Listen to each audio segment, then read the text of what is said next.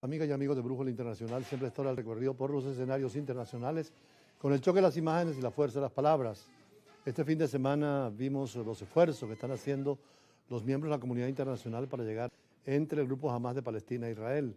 Aparentemente el presidente Trump promete que con Netanyahu, el primer ministro de Israel, pueden llegar a un acuerdo para el cese de fuego y conversar para la existencia de dos estados en el futuro, uno palestino y otro israelí. Israel con independencia, sin tener temor a agresiones, como las que ocurrió con Hamás el pasado octubre, pero también con la independencia y soberanía de Palestina en el contexto internacional.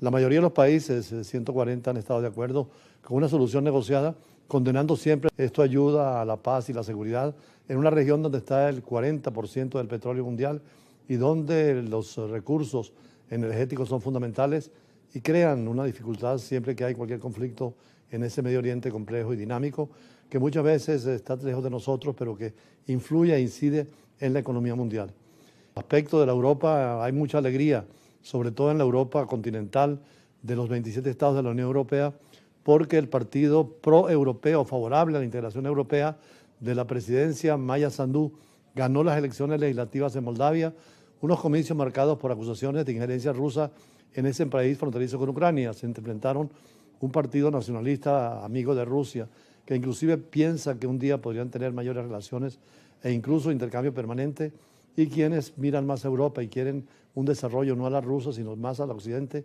con la integración total a la Unión Europea y el lazo permanente que puedan tener con el occidente. Es una votación muy importante en el mundo europeo.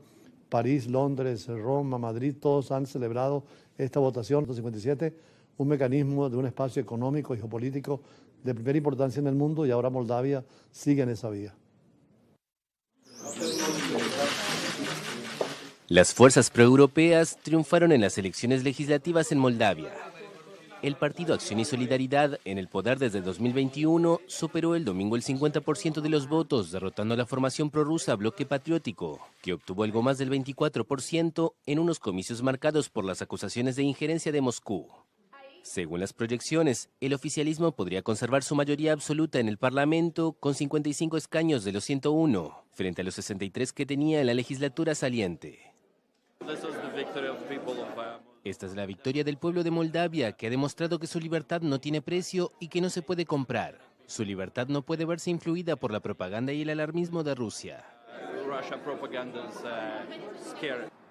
Esta pequeña nación que aspira a integrar la Unión Europea, limita con Ucrania y tiene una región separatista prorrusa, lleva mucho tiempo dividida entre acercarse al bloque de Bruselas o mantener las relaciones de la era soviética orientadas hacia Moscú. Hemos dado un suspiro de alivio después de una larga campaña en Rumania y aquí que ha sido más complicada que nunca. Por fin podemos respirar libremente y creo que con la ayuda del actual gobierno, Moldavia se unirá a la Unión Europea con plenos derechos. ¿Por qué no se respetan aquí las normas de la Unión Europea? Nadie permite que sucedan cosas tan malas en la Unión Europea, pero aquí se permitió. Y esa misma Europa guarda silencio y acusa de injerencia. Demuestren esa injerencia.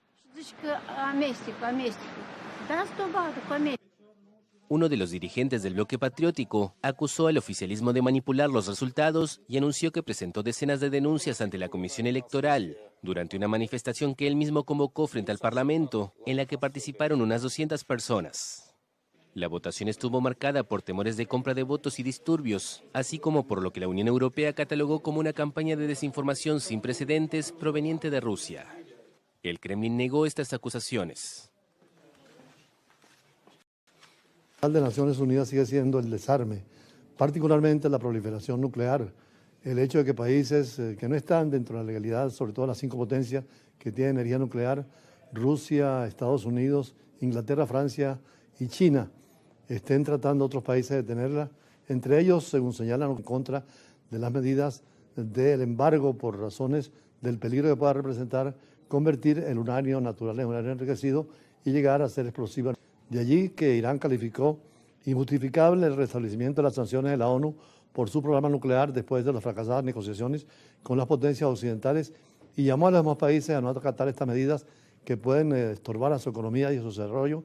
Y además en Irán, que es un país que tiene todo el potencial energético, está buscando que Naciones Unidas tenga con la Organización Internacional de Energía la vigilancia necesaria. Sin embargo, a pesar de la propuesta china y rusa, en el Consejo de Seguridad se impuso el veto de Estados Unidos y la duda que tienen Inglaterra y Francia frente al programa nuclear iraní. Irán calificó el domingo de injustificable el restablecimiento de las sanciones de la ONU por su programa nuclear, después del fracaso de las negociaciones con las potencias occidentales. Las medidas incluyen un embargo de armas y un congelamiento de activos y actividades bancarias de empresas y particulares vinculados a los programas nuclear y balístico de Irán. La entrada en vigor ya hizo que se descalabrara el rial, la moneda local, según varios sitios web de divisas. Estaremos arruinados. Es posible que la gente común realmente no pueda vivir como lo hace ahora. Ya sabes, cuando el precio de todo sube, los salarios que paga el gobierno no serán suficientes para que los asalariados puedan mantener sus vidas. Reino Unido, Francia y Alemania activaron en agosto este mecanismo denominado snapback para restablecer en un plazo de 30 días las sanciones, ya que consideran que Teherán no hizo gestos concretos para explicar la naturaleza de su programa nuclear. La ONU llama a todos los países miembros a aplicar estas medidas, recogidas en resoluciones previas, pero la implementación práctica depende de cada país, y no está claro cómo reaccionará China, que compra importantes cantidades de petróleo iraní. Rusia ya avisó de que no aplicará estas sanciones que, al igual que China, considera ilegales. El viernes ambas potencias intentaron in extremis retrasar el plazo sin éxito. Las restricciones que volvieron a entrar en vigor el domingo obedecen a una cláusula del Acuerdo Internacional de 2015 para acotar el programa nuclear iraní a fines civiles. Irán sostiene que sus actividades nucleares no tienen un objetivo militar y la Cancillería tildó la reactivación de las sanciones de injustificable, asegurando que carece de sustento legal. El secretario de Estado estadounidense Marco Rubio dijo el sábado que la diplomacia sigue siendo una opción. Por su parte, el presidente iraní Masoud Pezeshkian insistió el domingo en la disponibilidad de Teherán a un diálogo lógico, equitativo y justo, pero matizó que no aceptarán nunca una negociación que les cause nuevos problemas y dificultades. El tema de la desnuclearización del mundo es fundamental en la Asamblea General de Naciones Unidas.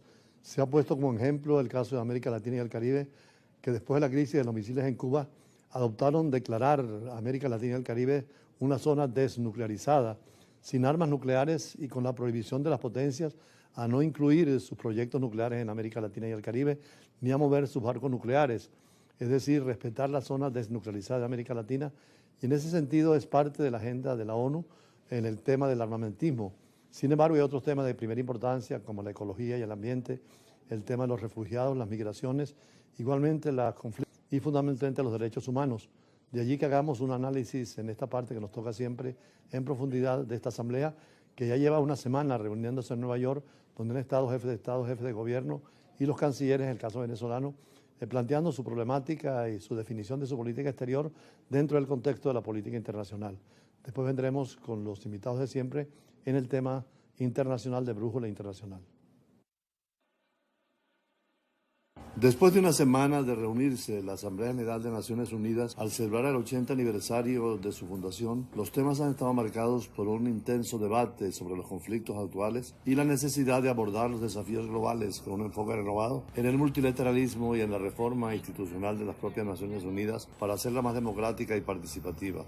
En lo interno, los estados tienen posiciones muy contradictorias y a veces totalmente opuestas, pero también la voluntad de utilizar este organismo multilateral para discutir temas del desarrollo, la libertad, la democracia, la justicia.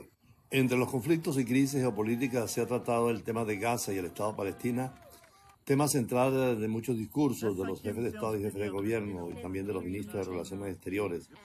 Se ha debatido el reconocimiento del Estado palestino, como menciona la reciente decisión de países como el Reino Unido y Francia, que han acordado hacerlo junto con Arabia Saudita.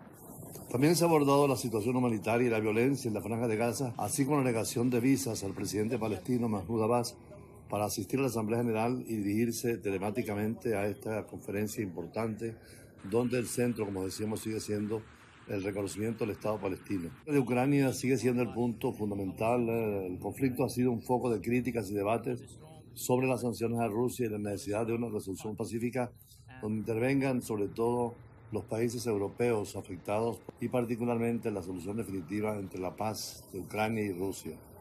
En el caso de Siria, por primera vez en décadas, un gobernante sirio de 1967 no había participado en la Asamblea General Es un hecho significativo que refleja los cambios en la situación política del país y tal vez en una etapa nueva del Medio Oriente. En cuanto a la situación regional, la crisis de Haití ha sido tema destacado. Los líderes han expresado su preocupación por la seguridad y la inestabilidad de la capital, Puerto Príncipe, y han abogado por la celebración de elecciones para estabilizar la nación. En cuanto a desafíos globales y desarrollo sostenible, el tema sigue siendo importante en todos los foros internacionales del cambio climático, particularmente cuando pronto se va a celebrar la COP30 en Brasil.